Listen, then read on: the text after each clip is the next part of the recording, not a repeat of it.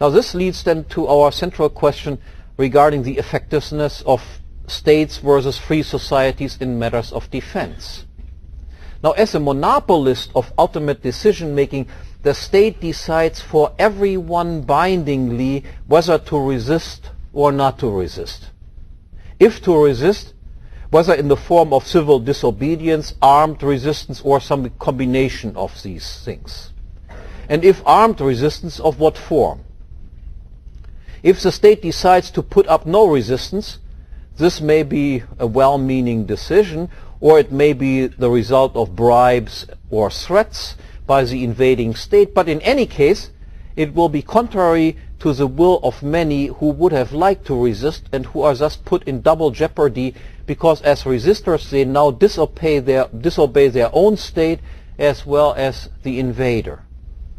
And on the other hand, if the state decides to resist, this again may be a well-meaning decision, or it may be the result of pride or fear, but again in any case it too will be contrary to the preferences of many who would have liked not to resist or to resist by different means, and who are now entangled as accomplices in the state's schemes and subjected to the same collaterally fallout and victor's justice as everyone else. Now, the reaction of a free territory would be distinctly different. There is no government which makes one decision. Instead, there are numerous institutions and individuals who choose their own defense strategy, each in accordance with one's own risk assessment. Consequently, the aggressor has far more difficulties conquering the territory. It is no longer sufficient to know the government, to win one decisive battle, or to gain control of government headquarters. Even if one opponent is known, one battle is won, and one defense agency is defeated, this has no bearing whatsoever on others. Moreover, the multitude of command structures and strategies, as well as the contractual character of free societies, affect the conduct of both armed and unarmed resistance. As for armed resistance, in state territories, the civilian population is typically unarmed, and heavy reliance exists on regular tax and draft-funded armies and conventional warfare. Hence, the defense force creates enemies even among its own citizenry, which the aggressor then can use to its own advantage. And in any case, there is little to fear for the aggressor once the regular army is defeated. In contrast, the population of free territories is likely heavily armed, and the fighting is done by irregular militias led by defense professionals and in the form of guerrilla or partisan warfare. All fighters are volunteers, and all of their support, food, shelter, logistical help, and so on, is also voluntary. Hence, guerrillas must be extremely friendly to their own population. But precisely this, their entirely defensive character and their near unanimous support in public opinion, can render them nearly invincible, even by numerically far superior invading armies. History provides numerous examples for this. Napoleon's defeat in Spain against guerrillas fighting him. France's defeat in Algeria, for instance. The United States' defeat in Vietnam, and Israel's defeat in South Lebanon. This consideration leads immediately to the other form of defense, namely civil disobedience. Provided only that the secessionists have the will to be free, the effectiveness of a strategy of civil disobedience can hardly be overestimated.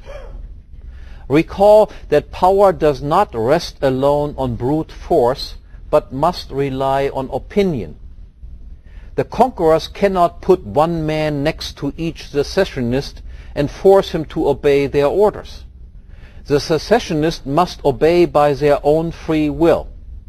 However, if they do not, the conquerors will fail, Most importantly, civil disobedience can occur in many forms and degrees.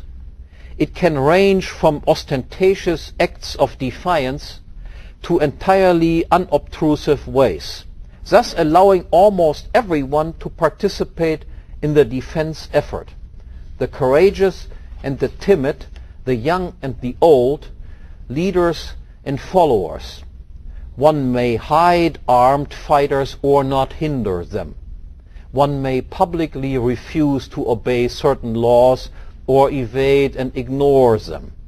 One may engage in sabotage, obstruction, negligence, or simply display a lack of diligence.